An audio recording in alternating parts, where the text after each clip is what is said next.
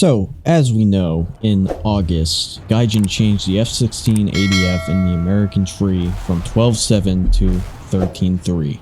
Now, I'm seeing a lot of opinions from a lot of people on Reddit and the Gaijin forums, and I've had people say that Gaijin straight up killed the F-16ADF. Well, I've been flying it both before and after the change, and honestly, I think this might be the best thing that's ever happened to the jet. This is our 60, and today I'm going to break down what changed, what's good, what's bad, and give you my honest take on whether the F-16ADF is worth using after this BR change, or if it's finally worth flying. First off, let's talk about the obvious upgrade here, the AIM-120 AMRAAMs, specifically the AIM-120A.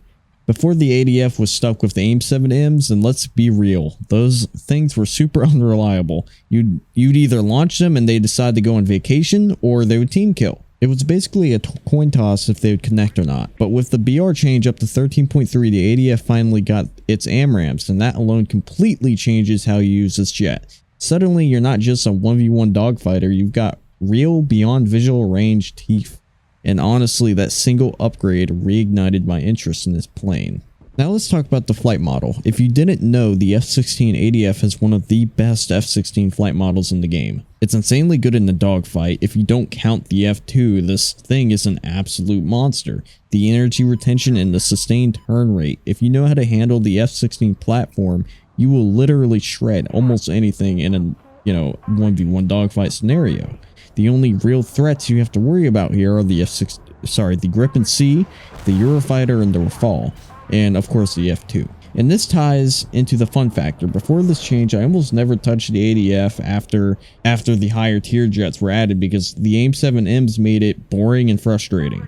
So I'd only really pull it out for 1v1s. Now the AMRAAMs give it versatility, and on top of that, the dogfighting performance that the plane does have makes it a very enjoyable experience. It feels like a jet you can main instead of a jet you test fly once in a while.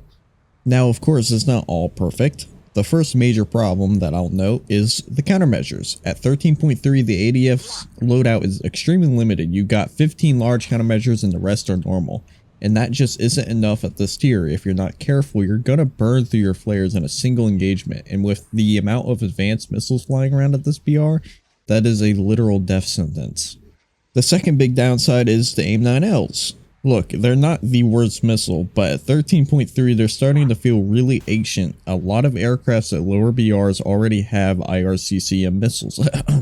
No, you get away. Things like the AIM-9Ms, R-73s, and Magic 2s. So when you roll into a match with AIM-9Ls, you're already at a disadvantage in the IR missile game. You can still score kills with them, but compared to competition, they feel like slingshots. You're honestly better just bringing all AMRAAMs in my opinion. And then there's just the reality of the BR jump. 13.3 puts you against some of the toughest competition in the game. You're fighting high-end jets with top-tier missiles and systems. This means the skill ceiling is much higher potentially. I mean, we all know who War Thunder is. If you're not confident in higher-tier jet gameplay, the ADF is going to feel punishing at times. The jet rewards skill, but it doesn't carry bad habits.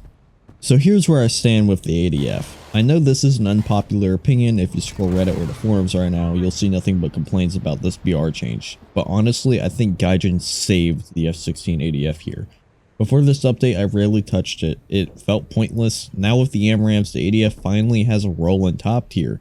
The countermeasures are limited. The AIM-9Ls are outdated, yes. You're fighting nastier opponents now, but if you have the skill to back it up, and that's really important, if you have the skill and the knowledge of the F-16 to back it up, the ADF feels more alive than ever, especially considering it's the only ADF in the American tree, besides the other F-16A.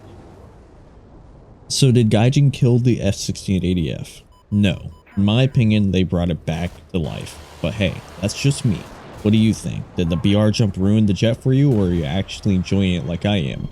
Drop your takes in the comments. I'm curious on how many people are on my side versus against me. That being said, this was R60, and I hope to see you guys in the next video. If you enjoyed, make sure you hit that like, subscribe button, and maybe consider joining my Discord. The link is below in the description. Have a good one, y'all. I'll see you in the next one.